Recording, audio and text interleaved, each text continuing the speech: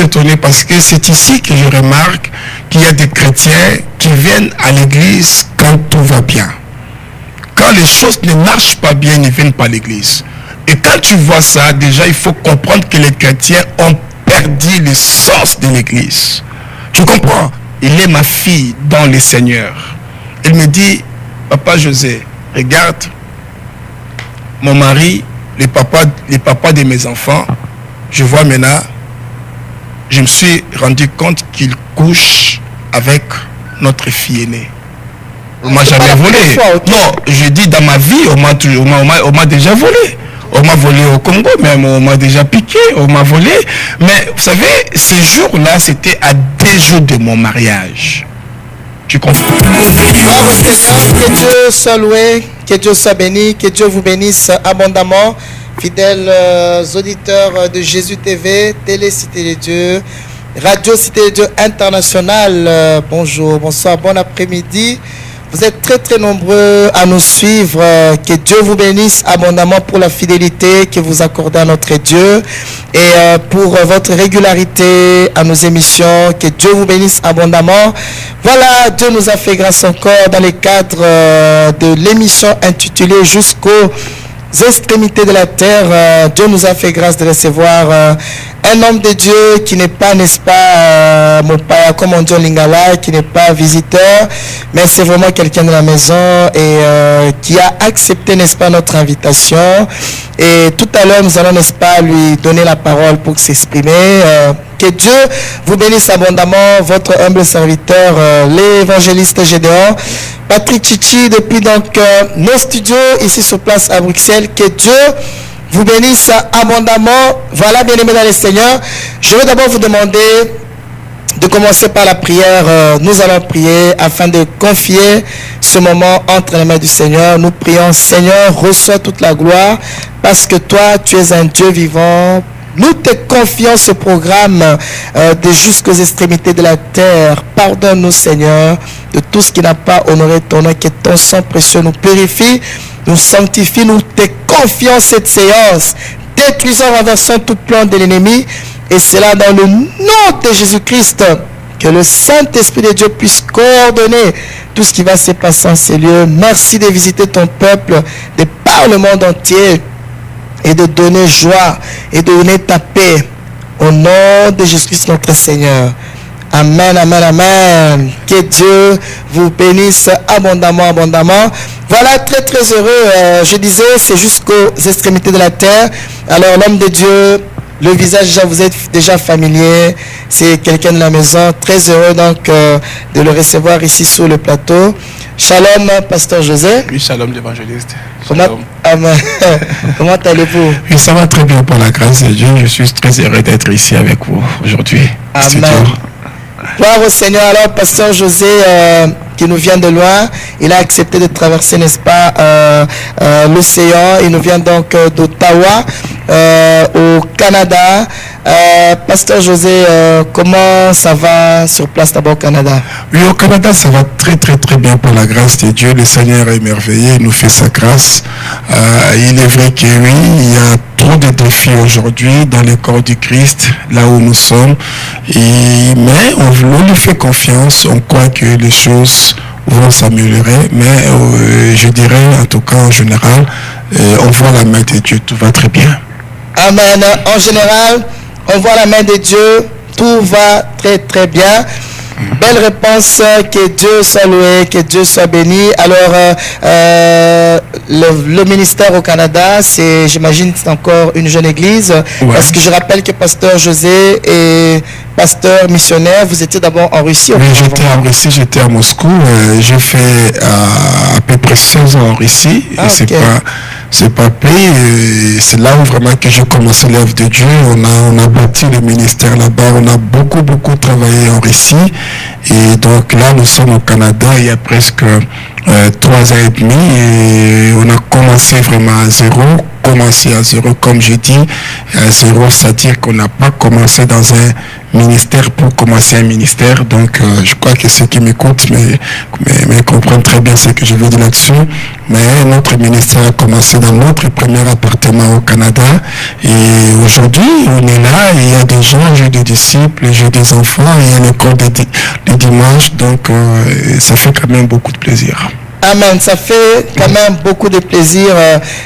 J'imagine que ça n'a pas été facile pour vous. Pas du tout, parce que là nous sommes venus, c'était vraiment un terrain neutre et on ne connaissait pas, et donc il fallait vraiment aller de porte à porte. Et je me rappelle, il y a une famille que j'ai ciblée, et je les ai croisés dans l'ascenseur, et puis voilà, aujourd'hui le mari est mon disciple parce que je les ai vraiment prêché l'évangile, et c'est comme ça qu'on a commencé. Tous ceux-là que nous avons aujourd'hui sont des gens qui sont venus vraiment de la rue, qu'on a amenés à l'église. Amen. De la rue qu'on a ramené à l'église, gloire soit rendue à Dieu pour ces témoignages. Et le fait de vous déplacer de Moscou au Canada, c'est vrai que vous êtes missionnaire. Est-ce que ça a été une vocation, ou c'était une instruction divine, ou bien c'était par votre propre décision de changer un peu d'air, passer de Moscou vers Ottawa, Canada? C'est une bonne question. C'est une bonne question. Écoutez, quand je suis arrivé en Russie, à 96, je ne voulais pas venir en Russie, j'étais catégorique. Et mes parents ne pouvaient pas me convaincre que ce n'était pas Dieu. Mais pendant la prière, on était dans une retraite au Congo, je me souviens très bien, on priait, on jeûnait, et c'est alors que Dieu révélera parce qu'il y avait un choix entre la Russie ou l'Amérique et les États d'Amérique. Alors dans cette réunion-là, quand on priait pendant cette retraite, j'étais sûr que Dieu va révéler que je vais aller aux États-Unis parce que Dieu m'aime beaucoup.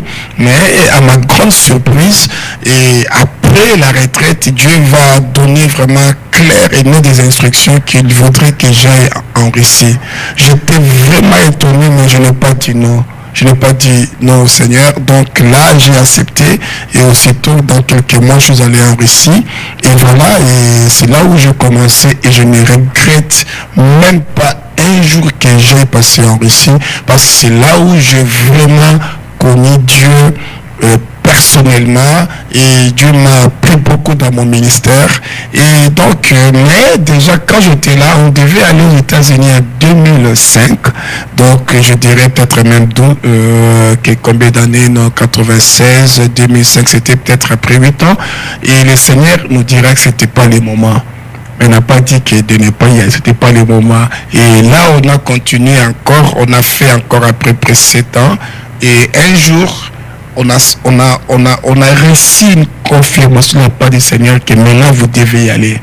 Alors on croyait que ça serait des États d'Amérique, parce que s'il ne faut pas cacher, c'est-à-dire que déjà en 2005, j'avais tous les documents sous mon lit des États d'Amérique pour aller s'immigrer. J'avais reçu l'immigration du gouvernement, donc avec ma femme et notre première fille. La loterie? C'était pas la loterie, c'était vraiment un programme spécial. Et du coup, parce qu'en Russie, j'ai reçu la bourse de l'ONU. C'est l'ONU qui a payé mes études. Là où c'est une autre histoire. Mais après ça, donc, c'était à travers l'ONU, on a reçu l'invitation du gouvernement pour aller s'immigrer là-bas. Les Américains m'ont trouvé l'appartement. Ils m'appelaient pour me dire que ton appartement est là.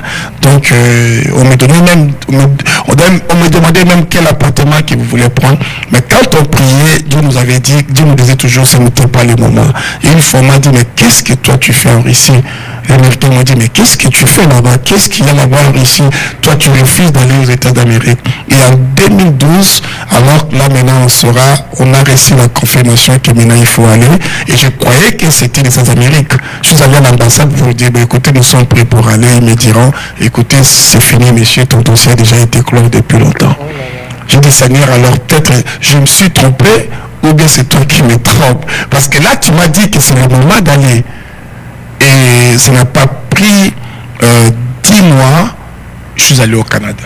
Aussi par la même voie, par le programme gouvernemental. Ok. Donc c'est ça.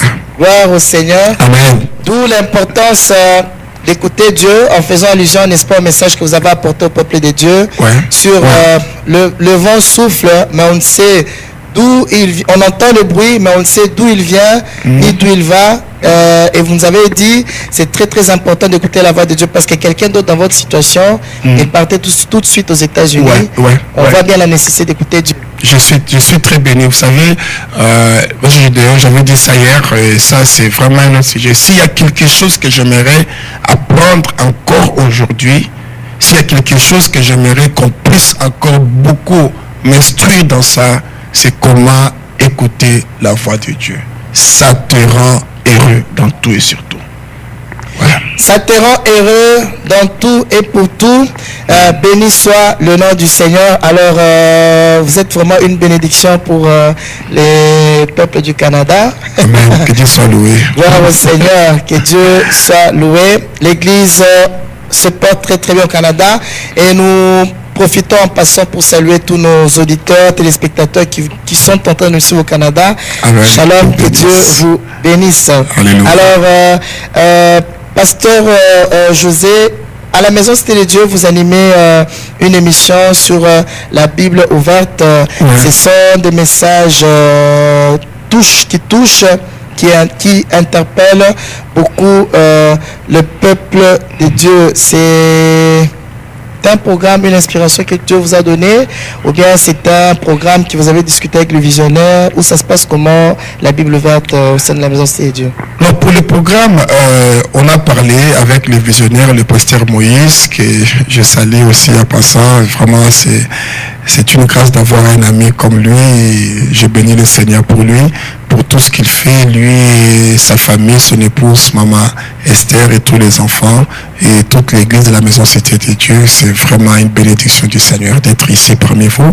Et oui, on a parlé avec nous du programme, mais le message que je transmets, ça c'est quelque chose que Dieu m'inspire. Je le reçois de la part du Seigneur. Mais pour le programme, oui, on a discuté, Pasteur José, qu'est-ce que vous aimeriez, le moment, le temps, et puis ça, donc, et voilà, donc, c'est ça, on a parlé avec lui, là, je dirais, oui, c'est le pasteur Moïse qui m'a demandé, et j'ai prié, j'ai dit, pasteur, il n'y a pas de problème, on va le faire, et voilà, on le fait, je crois que beaucoup d'enfants de Dieu sont bénis à travers ces programmes. Je le confirme, et j'ai remarqué une chose chez vous, pasteur José, quand vous prêchez, il y a un certain charisme en vous, donc, que ce soit à la télé, que ce soit en live, nous l'avons vu hier quand vous prêchez en ces lieux, vous captivez l'attention des gens parce que vous, comment je peux dire, les gens sont obligés de vous suivre quand vous prêchez. C'est quoi le secret? Tu sais, le sujet de c'est pourquoi je me suis mis à rire très fort. J'ai un ami qui est en Russie. Mon ami, il est russe. Vous savez, j'ai beaucoup d'amis russes, les pasteurs. Beaucoup, je te dis, beaucoup. Et je me dis le Seigneur pour ça. Il me dit, pasteur José, il m'a dit la même chose. C'est que voilà. Il me dit, pasteur José, tu sais, on ne comprend pas. Il y a quelque chose qui est dans toi qui, quand tu commences, on veut toujours écouter ce que tu diras après. Et donc, je ne sais pas, j'ai pas dit que je dis des choses très très profondes, spéciales. Là, c'est aux enfants de Dieu de deviner, de recevoir. Mais ça, ce que vous me dites, ce n'est pas un secret. Tu sais, frère Gédéon, vous avez demandé quel est mon secret. Je vais vous dire que ce que je le fais parce que Dieu m'a appelé. Ça, je vous dis franchement. Je le fais, c'est-à-dire que je suis de la catégorie où on ne sert pas pour vivre, mais je vis pour servir. Tu vois ce que je te dis? Donc c'est ça. Donc si je le fais, ce n'est pas parce que je cherche un moyen, tu comprends, je le fais parce que je vis pour ça. Le Seigneur m'a appelé, je le fais parce que j'ai reçu l'appel de Dieu et je crois que c'est une grâce que Dieu m'a accordée. Ça fait partie aussi de l'onction du Saint-Esprit qui est à moi. Et je vous dis sincèrement que vous n'êtes pas la première personne et je bénis le Seigneur pour ça. Gloire au Seigneur. Et aussi encore quelque chose qui m'a beaucoup interpellé. C'était un très grand témoignage que vous avez donné. Vous étiez à 2 jours de votre mariage, en plein marché en Russie. Quelqu'un vous a volé votre portefeuille. Il y avait tout dedans. Et vous avez écouté Dieu. Et puis vous avez, n'est-ce pas, cette conviction-là de crier en plein marché en russe que la personne devait vous ramener son porte-monnaie, sinon elle décédait sur place. Et vous l'avez fait 30 minutes, vous descendez les minutes jusqu'à ce que la personne est venue vous présenter devant vous. Alors quand j'analyse ces situations, je me dis, si par exemple c'était des pays comme ici, par exemple ici en plein Bruxelles, en plein marché par exemple de la gare du Midi, et de commencer par exemple à crier comme ça en français et que le voleur vienne vers vous, mais la police interviendra tout de suite. Ils vont se dire, mais voilà le pasteur, qu'est-ce qui lui arrive? On peut vous embarquer facilement. Maintenant, dans ces conditions-là, il faut vraiment être convaincu par Dieu pour le faire, pasteur. Mais je vous dis, frère Gédéon, vous savez, on m'a volé plusieurs fois. On m'a volé plusieurs fois. Je n'ai pas dit qu'on ne m'a jamais volé. Non, je dis dans ma vie, on m'a déjà volé. On m'a volé au Congo, même on m'a déjà piqué, on m'a volé. Mais vous savez, ces jours-là, c'était à 2 jours de mon mariage. Tu comprends? Hein? À 2 jours de mon mariage, je suis un homme de Dieu. Je me suis consacré. Tu vois ce que je te dis, hein? Je me suis décidé de marcher dans la sanctification. Ça, c'est ma décision. C'est-à-dire que Dieu m'en a parlé, m'en a proposé. Je dis, Seigneur, oui, j'accepte. Donc, tout ce temps-là que j'ai vécu en Russie, je me suis réservé. J'ai trouvé une personne que je suis sûr et certain que c'était vraiment une bénédiction de Dieu pour moi. Et je l'ai accepté. Et je me suis préparé, j'ai prié. J'ai dit, Seigneur, bénis-moi pour mon mariage. Tu comprends? Donc, le Seigneur m'a béni, il a pourvu. Et je vais maintenant faire mes achats pour mon mariage, que le Seigneur m'a béni. Et je ne sais pas qui est cette personne-là qui a eu l'audace de mettre sa main dans mes poches pour prendre mon porte-monnaie. Et ce qui est encore intéressant après, c'est là, j'ai dit, Seigneur, qu'est-ce qui se passe? Seigneur me dira, et c'était pas fort. Il m'a dit, mais tu as le pouvoir. Il me dira que tu as le pouvoir, Seigneur, à bord. Donc si tu me dis ça, je peux tout faire.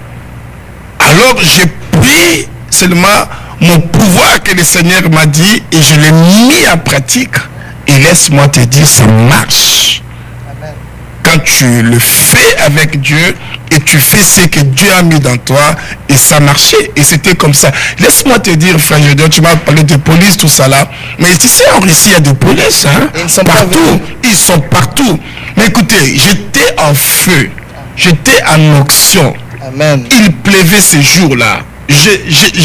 S'ils me prenaient la police, avant qu'on me ramène le porte-monnaie, dont le monsieur devait mourir.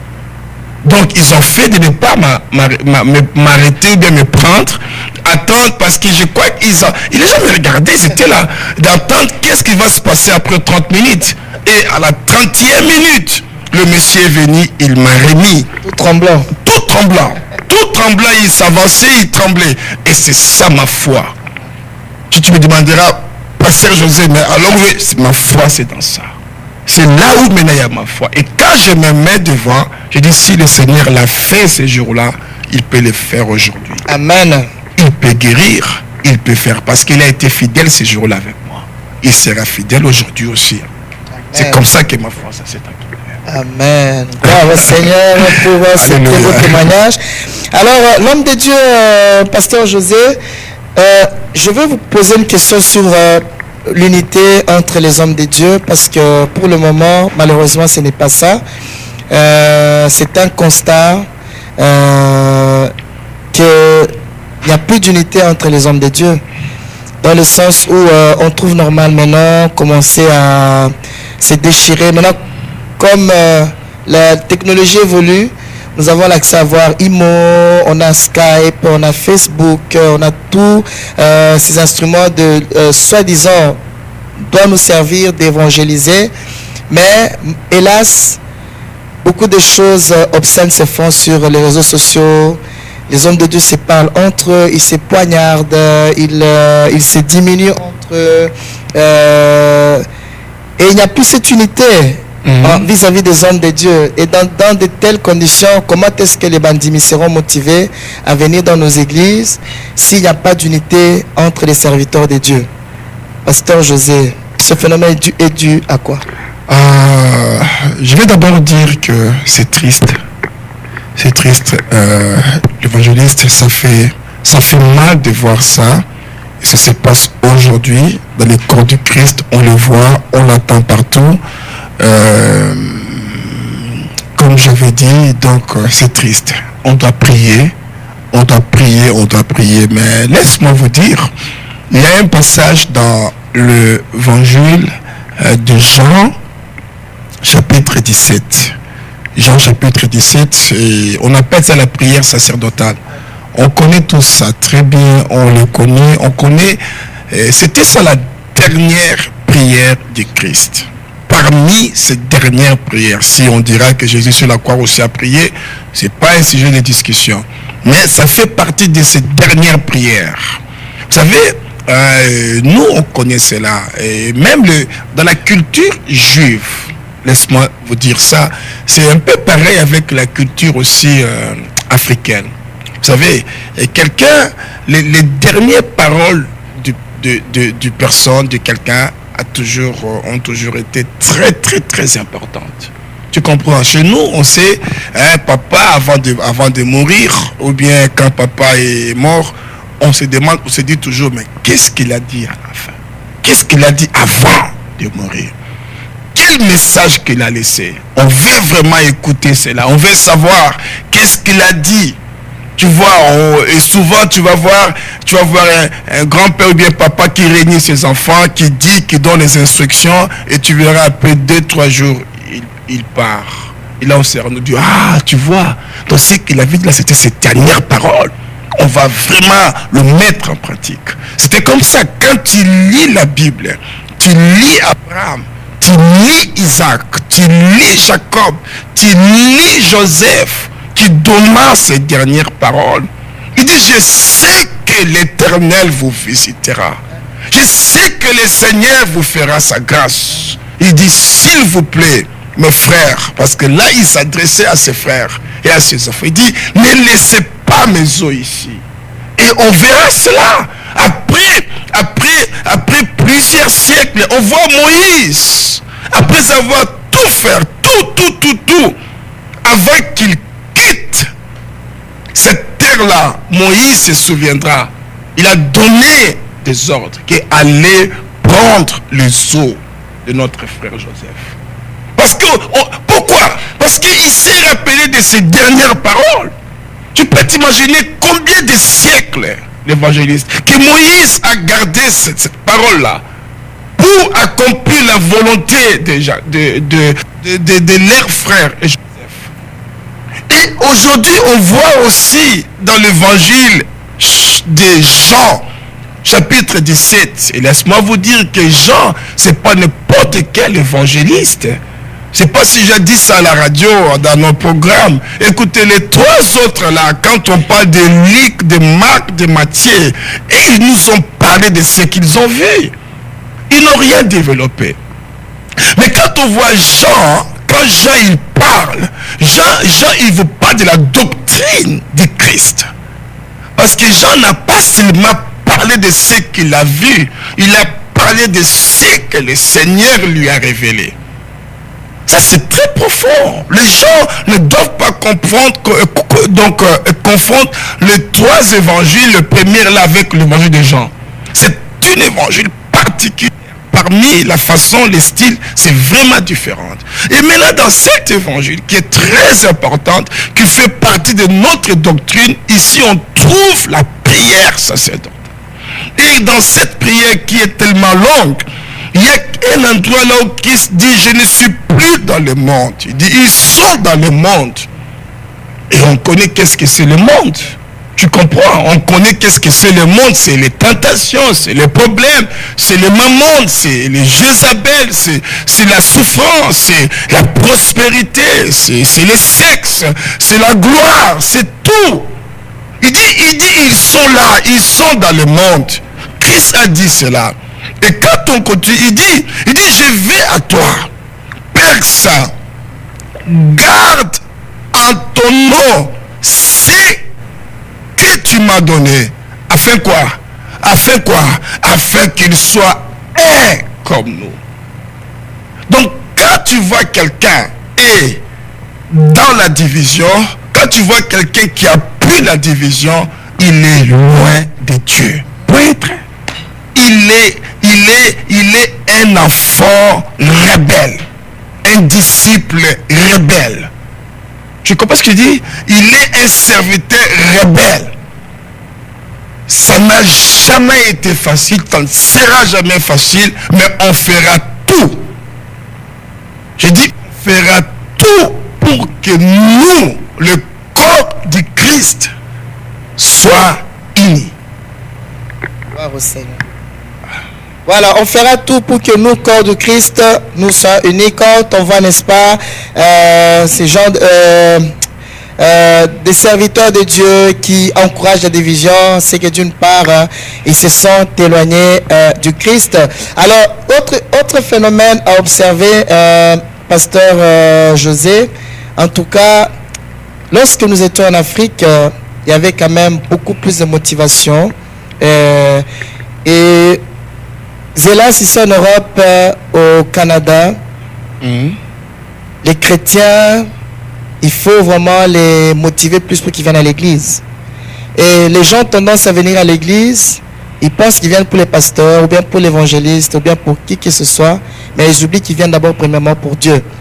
Donc, on constate que les enfants de Dieu sont de plus en plus démotivés, découragés. Il faut toujours les booster, être toujours derrière eux pour qu'ils viennent à l'église. C'est dû à quoi ces phénomènes? C'est parce qu'ils boivent du lait? Est-ce que c'est le style de vie qu'on a ici? Les gens travaillent beaucoup, les gens ont toujours des raisons, etc. Je ne sais pas si vous avez constaté ce phénomène ou que vous le vivez aussi sur place là-bas au Canada, l'homme de Dieu, pasteur José. L'évangéliste, vous savez, c'est vraiment une bonne question. Si tu veux qu'on puisse le développer, on va prendre quelques minutes pour en parler. Je suis vraiment très étonné parce que c'est ici que je remarque qu'il y a des chrétiens qui viennent à l'église quand tout va bien. Quand les choses ne marchent pas bien, ils ne viennent pas à l'église. Et quand tu vois ça, déjà, il faut comprendre que les chrétiens ont perdu le sens de l'église. Tu comprends? Parce que quand on lit l'évangile, on voit Christ, il dit, je suis venu pour les malades.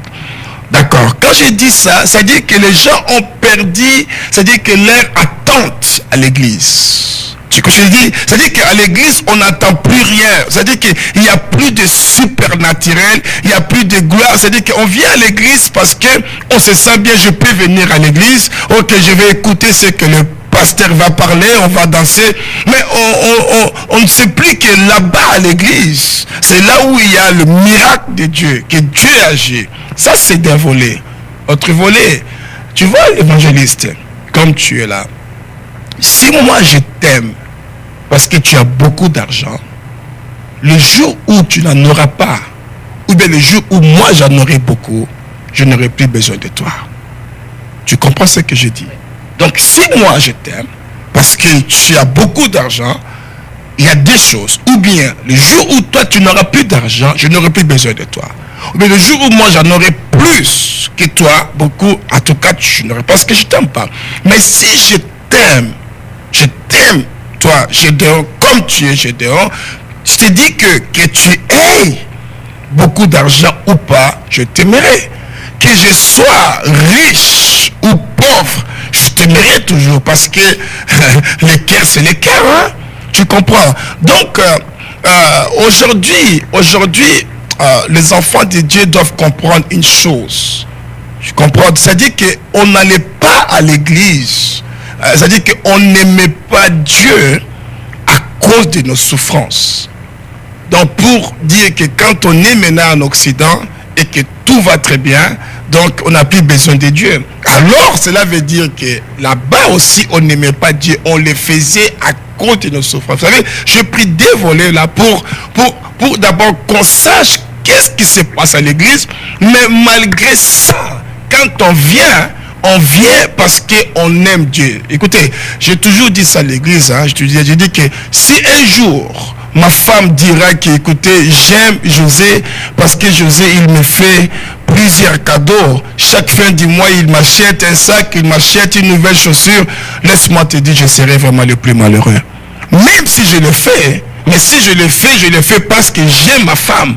Mais si ma femme m'aimera parce que je fais ça pour elle, ça veut dire que ma femme n'aime pas, parce que le jour où je cesserai de le faire, elle va, tu vois comment est-ce que je te dis? Donc, ça veut dire qu'on doit aimer Dieu. Le problème qui est là, on a perdu l'amour de Dieu. C'est l'amour de Dieu qui manque. Parce que si j'aime Dieu, même si je viens aujourd'hui et que Dieu ne me donne pas, je dis Seigneur, tu sais, que tu me donnes ou pas, je t'aime. Je viendrai toujours. Je vais prier toujours. Mais je sais une chose qu'il me donnera. Donc même si je viens, je vois la louange n'est pas comme moi j'attendais, n'est pas à la hauteur comme moi. Je dis, mais écoutez, mais moi j'aime Dieu, je ne viens pas à cause de la louange. Je vois les pasteurs qui disent ces choses, on ne sait pas d'où il a reçu cela. Je dis, mais écoutez, bon, je ne sais pas pourquoi, mais moi je viens parce que j'aime Dieu. Et tu verras pourquoi Dieu dans Apocalypse, il dit, je connais tout ce que tu fais. Je vois. Il dit, mais il y a quelque chose que j'ai contre toi. Il n'a pas de prière. Il dit, je sais que tu pries. Je sais que tu gênes. Je sais que tu fais ça quand tu veux faire ça. Mais il y a quelque chose que j'ai contre toi. Je vois, tu as perdu quoi? Ton premier amour. C'est coup de foudre. Et laisse-moi te dire aujourd'hui, il y a bien de couples, comme les Québécois disent ben, c'est-à-dire que plusieurs couples qui souffrent à cause de ça. Parce qu'il n'y a plus ce premier amour-là. Tu vois, donc on vit comme si, bon, on doit seulement vivre. L'autre disent pour les enfants. L'autre disent, bon, pour payer l'hypothèque. Et ça, c'est malheureux. On doit avoir l'amour.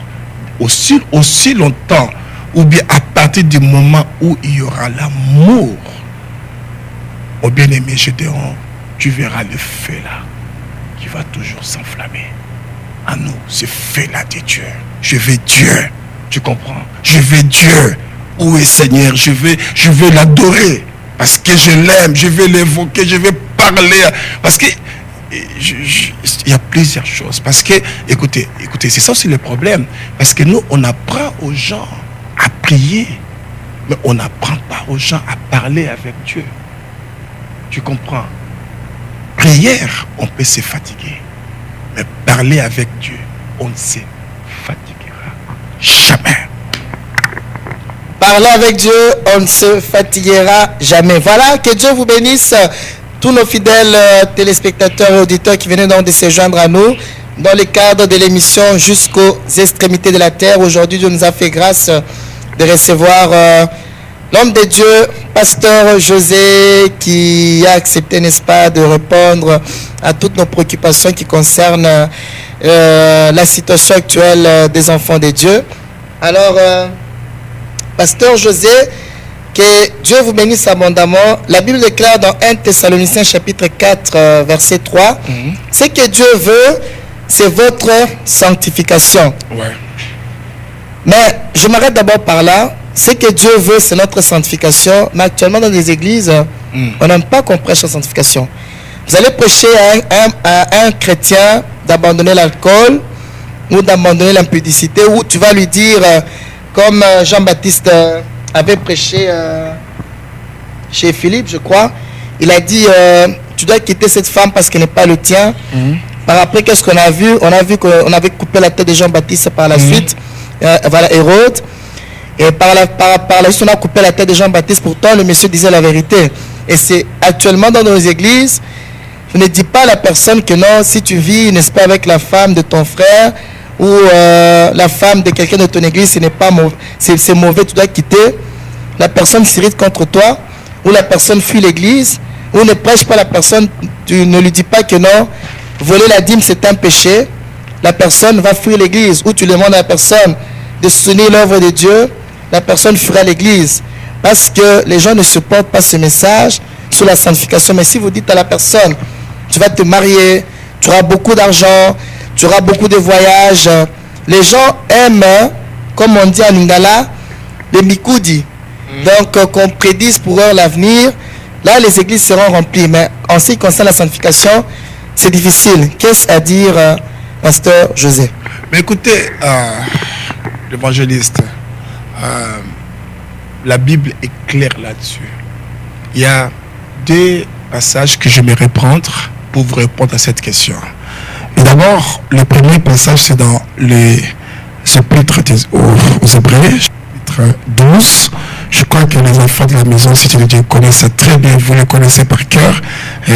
Parce que ici, je sais que le fondement, la base, c'est la sanctification. Mais je vais lire ça je vais donner ça pour ceux qui ne connaissent pas, qui ne suivent peut-être, c'est la première fois, on ne sait jamais. Et c'est dans Hébreux, chapitre 12, verset 14. Écoutez ce que Dieu dit. Il dit, recherchez la paix avec tous. Et quelque part là, c'est un ordre. Hein? Il n'a pas dit, je vous exhorte à chercher la paix. Il dit, recherchez parce que il parle à la majorité, aux plusieurs. Mais si c'était une personne, il dira, cherche. Il te donne l'ordre. Il dit, recherchez la paix avec tous. Avec sans exception. Avec tous. On doit trouver les moyens de chercher la paix avec tout le monde. Les noirs, les blancs, les rouges, les jaunes. Peu importe, les Africains, les Européens, les Américains, les Rwandais, les Burundais, les Congolais, tous, on doit rechercher la paix si on est enfant de Dieu. Si on est enfant de Dieu. Si on ne l'est pas, je sais que ça sera difficile pour cette personne. Alors, deuxièmement, et puis il dit, et la sanctification. Donc on doit aussi, tu vois, c'est-à-dire que Dieu, il parle des relations verticales et horizontales. Tu vois, quand tu parles de horizontal, il dit la paix. Tu vois, c'est la même chose comme si j'ai recherché dans la paix avec quelqu'un. C'est la même chose comme si j'ai recherché la sanctification avec Dieu. C'est la même chose. C'est la même, sauf que la paix, c'est horizontal. C'est entre nous les hommes. Mais ce qui est vertical, c'est la sanctification. Mais c'est un ordre, papa, j'ai dit. Maintenant, deuxièmement, j'allais lire ça dans 2 Timothée, chapitre 3. Il n'y a rien à s'étonner. Il n'y a rien. Cela ne peut pas nous étonner. Ne doivent pas nous étonner. Il a bien dit, sachez que, premier verset de Timothée, dans les derniers jours, il y aura des temps difficiles. Alléluia. Il a dit ça, des temps difficiles. Amen. Car les hommes seront égoïstes, amis de l'argent, fanfarons, hautains, blasphémateurs, rebelles à leurs parents, ingrats, irréligieux, insensibles, déloyés, calminateurs, intempérants, cruels, ennemis des gens de bien. Tu comprends? Traîtres, emportés, enflés d'orgueil, aimant le plaisir plus que Dieu, ayant l'apparence de la piété, mais régnant quoi? Et la force. Éloigne-toi de ces hommes-là. Ah, c'est tout, c'est clair. C'est clair, il a donné les ordres. Quand tu vois quelqu'un qui réunit ce qui fait la force de ta relation avec Dieu, parce que ce qui fait la force de la relation avec Dieu, c'est la sanctification. La Bible est claire que sans laquelle personne ne pourra voir Dieu. Mais alors tu n'as qu'à t'éloigner. C'est un ordre. Si on doit marcher ensemble, il y a des consignes. Dieu a dit ça. Écoutez, ce n'est pas des choses qu'on peut supplier quelqu'un. On te dit, tu prends la décision. Ce n'est pas facile.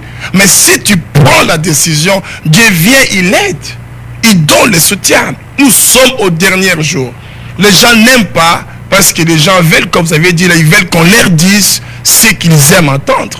Mais ce n'est pas toujours ce qu'on aimerait attendre. C'est ça ce qui est de la volonté de Dieu. Moi, j'aimerais entendre que tu vas aller aux États-Unis, pas la Russie. Mais ce n'était pas ça ce que Dieu voulait. Dieu voulait que j'aille en Russie. Maintenant, je suis allé en Russie. Je suis heureux. Dieu m'a béni avec une famille spéciale. J'ai béni les Seigneurs. J'ai des enfants spéciaux. J'ai connu Dieu là-bas. J'ai plein des amis aujourd'hui. Je ne manque de rien pour mes amis. Écoutez, j'ai appris beaucoup de choses. J'ai dit, si j'étais allé aux États-Unis, en ce moment-là, je n'allais pas avoir tout ce que Dieu m'a appris en Russie. Gloire au Seigneur, que Dieu soit loué. Très très intéressant. Oh, nous sommes largement bénis. Voilà, bien-aimés dans le Seigneur, nous nous approchons lentement, mais sûrement vers la fin de ce programme. Alors, Pasteur José, le verset que vous venez de lire de Timothée, là, dans le chapitre 3, dans les derniers jours, plusieurs personnes seront rebelles, etc. C'est ce qui justifie que l'instant même, on voit des pasteurs qui divorcent. Oui, exactement ça. Les pasteurs qui font du n'importe quoi dans des églises. Exactement ça. Et finalement, les chrétiens qui ne sont pas, ou les chrétiens qui sont fraîchement convertis, qu'on n'a pas encore véritablement enseigné, qui se démotivent à cause des soi-disant, je m'excuse de l'expression, homme de Dieu. Il est homme de Dieu, il divorce. Mais votre opinion, vous, pasteur José, concernant le divorce en tant que pasteur, qu'est-ce que vous pouvez dire à ces pasteurs qui ont trouvé normal de divorcer et de prendre d'autres femmes, se marier, et ils sont toujours pasteurs des grandes églises, soit en Afrique, ici en Europe, et qui sont là en train d'œuvrer? Votre opinion, vous, en tant que pasteur José, qu'est-ce que vous On m'a toujours dit au Congo, quand tu veux avoir beaucoup d'ennemis, pas de divorce. Je ne veux pas aujourd'hui que j'ai beaucoup d'ennemis parce que, comme je jette pas de pierre.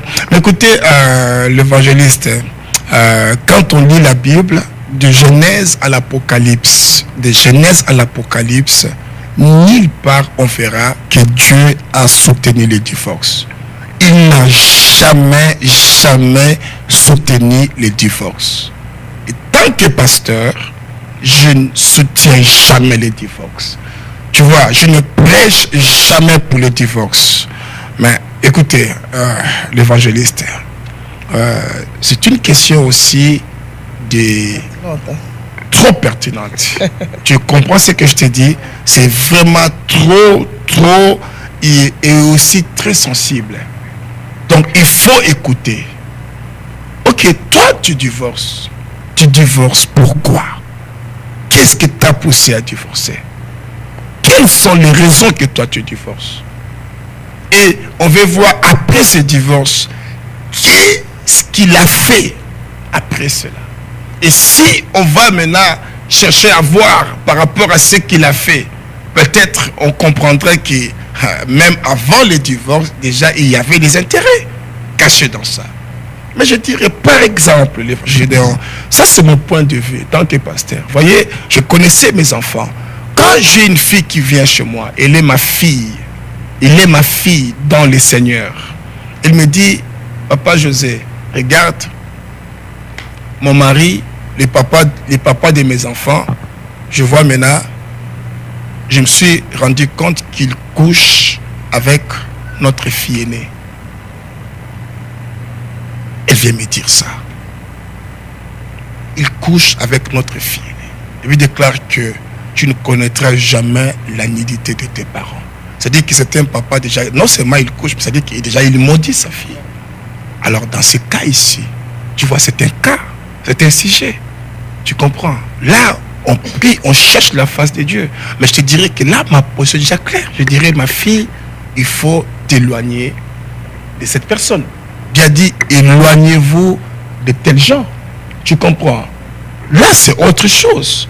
Si je vois un homme qui vient, qui me dit, pasteur José, il dit, mais écoutez, j'aime bien ma femme. Je me suis marié. Je l'aime bien. Mais regarde ce qu'elle fait. Je vois ma femme en train de sortir avec mon frère, avec mon grand frère. Moi, je connais une situation où un homme a pris l'enfant de sa femme. Et quand la femme a appris cela, la femme est devenue folle. je dis folle. Tu comprends? Mais ce ne sont pas des chrétiens. Je te dis, ce ne sont pas des gens de l'église. Mais est devenu folle. Tu comprends quand elle a appris cela, que cet homme à qui elle faisait confiance, elle investissait. Parce que là, tu investis ton cœur, tu investis ton âme de la personne. Et maintenant, tu te rends compte qu'il sort avec ta fille. Donc, il ne t'aime pas. C'est un tueur. Donc, au départ, Dieu n'a jamais été pour le divorce. Mon frère, ma soeur, si tu as les intentions de le faire, il faut prendre beaucoup de temps dans la prière, dans la méditation, dans l'humilité devant le Seigneur pour chercher sa face, l'écouter. Et qui sait, qui a dit que le Seigneur n'est pas capable de changer cette situation? C'est un sujet qu'on ne gère pas seul. Voilà pourquoi on a besoin de parents. On a besoin de papas spirituels, de pères, de mères spirituelles. C'est un sujet que tu amènes ça chez celui à qui tu reconnais qu'il est mon pasteur, il est mon père. Tu comprends? Tu viens et tu l'exposes. Et ensemble, tout en sachant que cet homme, c'est un homme de Dieu, c'est qu'il me parlera, je sais que ça va venir de la part du Seigneur. Laisse-moi te dire, quand j'ai affaire, quand je parle avec un homme de Dieu, je vais écouter ce que le Seigneur me parle à travers lui. Et ce n'est pas seulement la prophétie, c'est l'erreur qu'on fait. Ce n'est pas seulement la prophétie. Mais écoutez, parmi les 9 dons, il y a la prophétie, il n'est qu'un seul don. Mais il y a plusieurs dons. Parmi les dons spirituels qu'on nous dit la Bible, là, il y a aussi le don de la sagesse. Il y a aussi la parole de la sagesse qui n'est pas aussi moins que la prophétie que les gens courent derrière. Moi, je sais, il faut faire le choix entre quelqu'un qui a la parole de la prophétie, la parole de la sagesse, mais j'aimerais beaucoup de la sagesse. Parce que la sagesse va t'élever dans la gloire du Seigneur. Tu comprends les règles que Dieu fait aujourd'hui? Il laisse celui qui a la sagesse, il court parce que celui-là, peu importe avec qui il dort, qu'est-ce qu'il fait, il a la prophétie. Mais tu laisses la bénédiction. Tu comprends? Donc il faut écouter qu'est-ce que l'Esprit de Dieu va te parler à travers cet homme de Dieu. Qui sait si Dieu va lui révéler ce qu'il faut faire? Le point 1, le point 2, 3 et 4. Moi, parce que le divorce, laisse-moi te dire, l'évangile n'a jamais été une solution. Parce que tu peux divorcer, mais tu as toujours cette blessure-là dans toi. Tu vois, tu seras malheureux, toujours. Donc, on ne vous trompe pas, le divorce n'a jamais été une solution. Si tu es impudique, si c'est l'impudicité, si c'est l'esprit d'adultère, même si tu divorces aujourd'hui, papa, maman, pour s'accoupler avec une autre personne, demain ou après-demain, tu laisseras la personne là, tu vas encore chercher une autre. Parce que tu l'as fait, tu as fait le divorce. Ce n'est pas parce qu'elle est mauvaise, parce qu'il y a quoi? Parce que Dieu, mais tu l'as fait parce que tu as aimé une autre personne. C'est l'impudicité d'aimer une autre personne pendant que tu es dans le mariage, tu es dans l'alliance. Il dit, maudit-vous les enfants d'Israël, parce que vous avez commis adultère. Il dit, pendant que vous êtes avec moi, votre Dieu, vous vous accouplez encore avec d'autres dieux. Il dit, vous êtes maudits. Tu comprends? Combien aujourd'hui ont divorcé parce qu'ils ont aimé d'autres personnes pendant qu'ils sont dans l'alliance avec leur conjoint?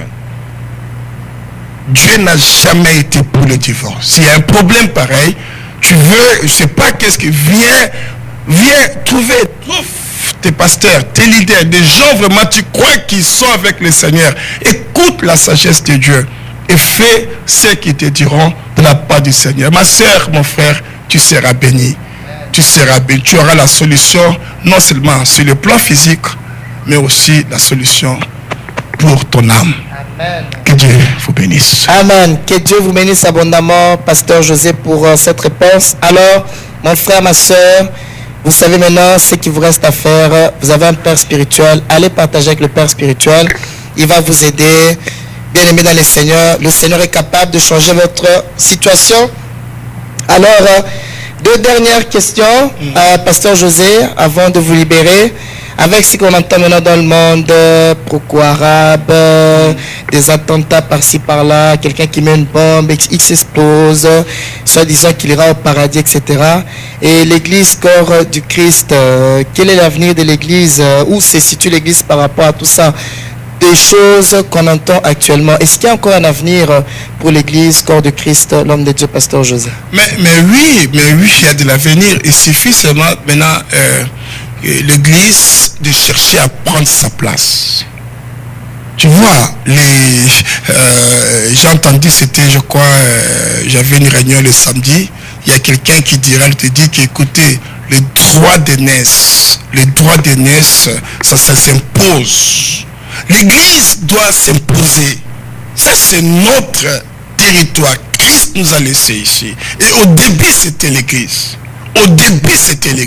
Satan, il amène tout ça pour s'aimer la confusion, pour s'aimer la crainte, pour s'aimer, tu vois, la peur, pour s'aimer des troubles. Mais, aussi longtemps que l'église, je dis l'église, la vraie église, l'église du Christ occupera sa place dans la société, laisse dire, mon bien-aimé Gédéon, tout ce que ces gens-là, parce qu'on connaît derrière ces gens-là, derrière ces actions-là, c'est l'esprit démoniaque, c'est le diable. Donc il ne pourra pas occuper la place. Parce que tout ce qu'il cherche, il cherche à contrôler. Il cherche à dominer. Mais il n'a jamais reçu l'ordre. Laisse-moi vous dire ça. Que Satan n'a jamais reçu l'ordre de dominer, régner ou de contrôler. Quand on lit la Bible, on lit les livres de Genèse, on voit que Dieu a donné ça à Adam et Ève, c'est à l'église. Il a dit régnez, dominez, multipliez-vous. Donc, c'est à nous maintenant d'occuper notre place. Mais encore, le problème, si on passera beaucoup de temps dans des divisions, dans des histoires futures, alors ces histoires vont toujours continuer. Là où l'église est unie, papa, là où nous sommes ensemble, mais l'ennemi ne pourra pas faire ça. Amen. C'est ça, soyons unis. Gloire au Seigneur. Je vous ai coupé, pasteur. Non, je suis c'est bon, ça marche, on peut continuer, papa Gédéon, ça marche. Voilà, donc soyez unis, que Dieu soit loué, que Dieu soit béni, le temps nous est révolu. Vraiment que Dieu vous bénisse, ceux qui nous ont suivis en direct de Jésus TV, Télé C'était Dieu, dans le cadre de notre émission intitulée Jusqu'aux extrémités de la terre. Vraiment que Dieu soit loué pour Pasteur José qui a accepté notre invitation et qui a répondu à diverses questions. L'homme de Dieu, Pasteur José, un mot de la fin. Nous sommes très très impatients de vous revoir vraiment pour la continuité de votre émission La Bible ouverte. Nous attendons vraiment beaucoup de messages que vous développiez. Nous sommes impatients. Quant à vous, votre mot pour clôturer ces moments, Pasteur José? Le mot de la fin que je puis adresser à mes bien-aimés qui nous suivent partout dans le monde entier, toute la famille de la Maison Cité de Dieu, nous devons aimer le Seigneur. Amen. On doit aimer Dieu. Vous savez, quand tu vois quelque part là, ça commence un peu à baisser, on doit tout faire. Investir dans beaucoup pour que l'amour de Dieu soit toujours à la hauteur. Amen. Et c'est ça ma prière pour vous, pour toi mon frère, ma soeur, que l'amour de Dieu en toi soit toujours à la hauteur. Amen. Oh, vraiment, nous recevons cette prière dans le nom de Jésus-Christ. C'est pourquoi, bien-aimé dans le Seigneur, comme l'a développé Pasteur José, reviens dans ton premier amour. Bien-aimé, cette chaleur que tu avais là, tous les 5 heures du matin, tu te levais à 5 heures du matin, tu priais, tu cherchais Dieu, tu allais à l'église sans qu'on t'oblige, sans qu'on t'appelle, parce que tu aimais le Seigneur, tu passais le temps dans les jeûnes de prière, dans les méditations. Vraiment que ce premier amour revienne dans ta vie, peu importe où tu es, que vous êtes en Europe, aux États-Unis, même en Afrique, que ce premier amour revienne. Vraiment, que Dieu soit béni, que Dieu soit loué. Pasteur José, merci d'avoir accepté notre invitation. Merci, Papa Gédéon. Merci beaucoup. Que Dieu bénisse Papa Séverin derrière la caméra. Que Dieu bénisse notre Père spirituel qui nous a permis, n'est-ce pas, je citais Papa Moïse Gatenda, qui nous a permis, n'est-ce pas, de réaliser cette émission. Que Dieu bénisse tous nos bien-aimés qui nous ont suivis en ce moment et qui nous suivront encore dans les jours à venir. Nous étions très très heureux, en tout cas j'étais très heureux de vous présenter cette émission jusqu'aux extrémités de la terre. Et nous nous quittons par ici, mais la radio et la télé, Cité de Dieu sont là. 24h/24, il y a tout ce que vous voulez, des films chrétiens, des prédications, des enseignements, tout ce qui peut, n'est-ce pas, redynamiser votre vie chrétienne et vous conserver en vous cette chaleur-là. Vous n'avez pas d'église, nous c'est la maison Cité de Dieu, on est basé sur avenue de la Reine 164, ici à Bruxelles. Ce n'est pas compliqué, vous êtes à la gare du Nord, vous prenez le tram 3, direction Esplanade, vous descendez entre l'arrêt Jules de Treux et Mazui. On est là au 164 juste en face du Lidl, le supermarché. Et on est là lundi, jeudi pour l'enseignement 18h à 20h30. Lundi c'est fête la soie et jeudi c'est l'âme. Et dimanche culte de 10h à 13h. Sinon il y a l'émission de la jeunesse aussi. Tous les samedis de 16h45 à 17h45. Suivi de tout petit de 18h à 19h. Voilà, que Dieu vous bénisse abondamment. Laisse-moi vous dire, Jésus vous aime, Jésus vous aime. Bien-aimés, cultivez cet amour de Dieu. Revenez à Jésus-Christ. Soyez bénis. Merci de nous avoir suivis. Merci pour votre fidélité. À très bientôt. Que Dieu vous bénisse.